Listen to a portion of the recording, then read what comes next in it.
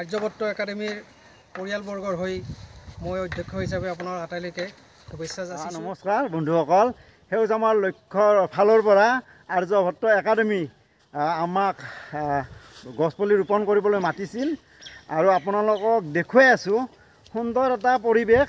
ইয়াত নতুনকৈ আৰ্যভট্ট একাডেমী ইয়াত নতুনকৈ এটা বিল্ডিং বনাইছে আৰু ইয়াতে অতি শীঘ্ৰে স্কুলখন হ'ব। সুন্দৰ এৰিয়া, 2 বিঘা প্ৰায় বেছি হ'ব কিজানি। একাডেমীৰ ইয়াত উপস্থিত থকা শুভাকাংক্ষী তথা ছাত্ৰ ছাত্ৰীসকল, আজি আমি আৰ্যভট্ট একাডেমীৰ স্থায়ী গৃহ নিৰ্মাণস্থলীত উপস্থিত হৈছোঁ এক মহৎ উদ্দেশ্য আগত ৰাখি। আজি বিশ্ব পৰিৱেশ দিৱস উপলক্ষে আমি ইয়াত সমবেত হৈছোঁ। সেউজ আমাৰ লক্ষ্য, এই অনুষ্ঠানটিৰ তৰফৰ পৰা আমাৰ আৰ্যভট্ট বৃক্ষৰোপণ কাৰ্যসূচী আমি ৰূপায়ণ কৰিবলৈ লৈছোঁ।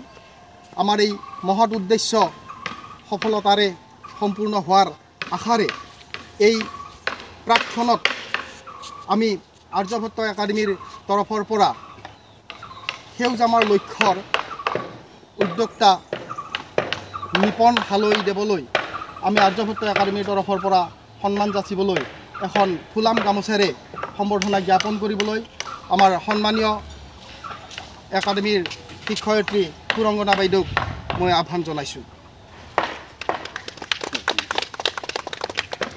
আমি আমন্ত্ৰণ কৰি অনা সেউজ আমাৰ লক্ষ্যৰ উদ্যোক্তা মনোজ বড়োদেৱলৈ এখন ফুলাম গামোচাৰে সম্বৰ্ধনা জ্ঞাপন কৰিবলৈ আমাৰ একাডেমীৰ যোগস্মিতা শৰ্মাক আহ্বান জনাইছোঁ। আমাৰ মাজত উপস্থিত আছে আমাৰ পৰম শ্ৰদ্ধাভাজন আৰ্যভট্ট একাডেমীৰ অধ্যক্ষ মহোদয়ৰ আমাৰ একাডেমীৰ তৰফৰ পৰা তেখেতক এখন ফুলাম গামোচাৰে সম্বৰ্ধনা জ্ঞাপন কৰিবলৈ দুলু বাইদেউক অনুৰোধ জনাইছোঁ। আৰ্যভট্ট একাডেমীৰ পৰিয়ালবৰ্গৰ হৈ মই অধ্যক্ষ হিচাপে আপোনাৰ আটাইলৈকে শুভেচ্ছা যাচিছোঁ। আজিৰ এই বিশ্ব পৰিৱেশ দিৱসৰ সংগতি ৰাখি এই প্ৰকল্পটিৰ চৌহদত যি গছপুলি ৰোপণৰ উদ্যোগ লোৱা হৈছে, সেই উদ্যোগটি সফলভাৱে ৰূপায়ণ কৰাৰ প্ৰতি আমি আগবাঢ়িছোঁ। ইয়াত আমাৰ ছাত্ৰ ছাত্ৰী 2-এগৰাকী আছে, বেছিভাগ আমাৰ পৰিয়ালৰ সদস্য আৰু পৰিচালনা সমিতিৰ সদস্য সকলো আছে। ইয়াৰ আটাইৰে উপস্থিতিত আমি এই আমাৰ বিশ্ব পৰিৱেশ দিৱসটো সজোৰে আৰু পৰিৱেশ দিৱসটি ভৱিষ্যতলৈ যাতে আমি এটা সেউজ পৰিৱেশ ইয়াতো সৃষ্টি কৰি ৰাখিব পাৰোঁ, তাৰ কাৰণে আমি আশা ৰাখি এই কাৰ্যসূচীটোলৈ আগবাঢ়িছোঁ। যি নীলা নেট দেখিছে, ইয়াতে আমি আজি গছপুলি ৰোপণ কৰিম। আৰ্যভট্টৰ বিষয়ববীয়া সকলৰ হাতে হাতে গছপুলি এখেতসকলে ৰোপণ কৰিব। সুন্দৰ এটা পৰিৱেশ। ইয়াত পৰৱৰ্তী বহুত ঠাই আছে আমি গছপুলি ৰোপণ কৰিব পাৰিম। আহক তেনেহ'লে আটাই মিলি আমি গছপুলি ৰোপণ কৰোঁ। জনাই আমি এই গছপুলি ৰোপণ কাৰ্যসূচীত আগবাঢ়িছোঁ আৰু প্ৰথম গছপুলিডাল ৰোপণ কৰাৰ কাৰণে আমাৰ আৰ্যভট্ট একাডেমীৰ অধ্যক্ষ পুলিন্দা ছাৰক ৰোপণস্থলীলৈ আহিবলৈ মই আহ্বান জনাইছোঁ। আৰ্যভট্ট একাডেমীৰ অধ্যক্ষ ডাঙৰীয়া তেখেতে প্ৰথম গছপুলিডাল তেখেতৰ হতুৱাই আমি ৰুলোঁ। আমাৰ ফালৰ পৰা এক প্ৰচেষ্টা, চাৰিওফালে পৰিৱেশটো সেউজীয়া কৰি ৰাখিব লাগে, কাৰণ সেউজীয়া মানে আমি জীয়াই থাকিম, সেউজীয়া থাকিলেহে। ধন্যবাদ। এনেকৈ আৰ্যভট্ট একাডেমীৰ পৰিয়ালবৰ্গই এটিকৈ 20টি গছৰ পুলি ৰোপণ কৰিলে।